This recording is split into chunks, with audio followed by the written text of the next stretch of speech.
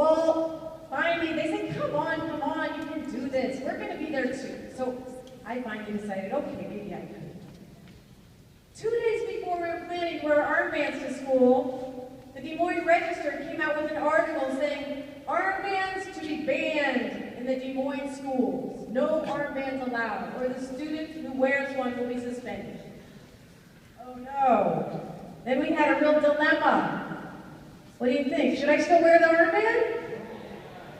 I don't know. I didn't know what to do. Some may say yes, some may say no. My father said no. You should not wear an armband. It's against the rules. You don't want to get in trouble, do you, Beth? Oh boy, I don't know what to do now. My mother understood more why we wanted to do it. And in the end, I decided, yes, I do want to speak up about the war. Yes, I am sad. Yes, I want to mourn the dead. That was our message. And yes, I did want to encourage a truce, which Robert Kennedy, the senator, was calling for that year. I wanted to join my voice with others around the country who were calling for a truce that year at Christmas time. It was Christmas. It was December 16th. And so on that day, I went out of the house with my armband on. I was very scared. I was very nervous. I was a shy girl. And even my little brother, Hope and Paul, they decided, we want peace too, so we're going to wear armbands. They put on armbands. And my brother John had decided to wait until the next day and try to negotiate with the school board. Maybe they would change their mind. So us kids went out of the house with our armbands, and I was very nervous, and I picked up my friend Connie on the way. I was stopped at her house.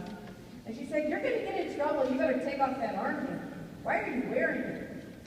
So I explained to her about the war and how I felt about the war. And how I had been raised in the church to believe in love and peace. And how by this time my father and my mother were also involved with the Quakers, and they were taking us to Quaker meeting on Sundays. And that we learned even more about peace.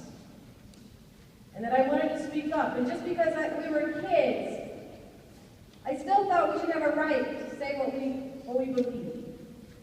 When I got to school, I was more nervous than ever, but I had started to get a tiny bit of confidence because of talking to Connie.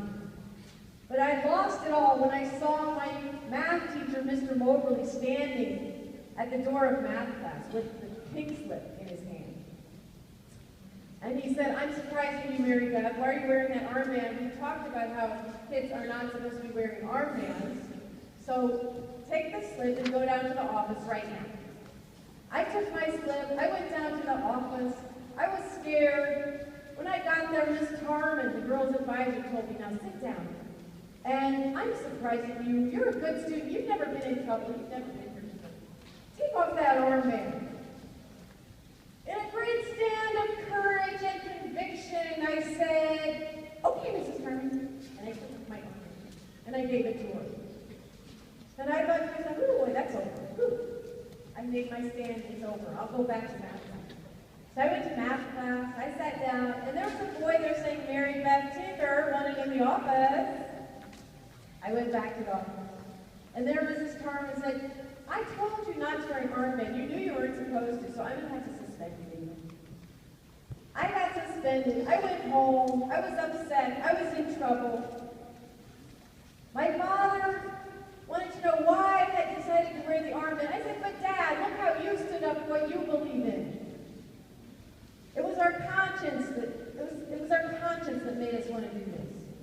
And later in court, he said that's when he understood why we had done it and how our conscience was important, and that we do have freedom in our country to express our conscience. And I was very lucky to have parents that agreed that we should have a right to express ourselves.